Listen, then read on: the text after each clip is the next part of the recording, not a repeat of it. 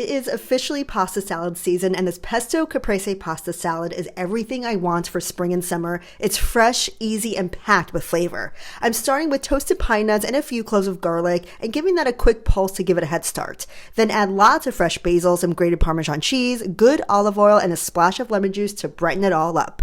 Blend it until it's smooth and beautifully vibrant. I'm telling you, I could eat this pesto on just about anything. Then toss some cooked pasta with that gorgeous pesto, add some small mozzarella balls, some sweet cherry tomatoes, and give it all a good mix. But what really takes us over the top is a thick drizzle of aged balsamic. That touch of sweetness with the fresh flavors works so well. How good does that look?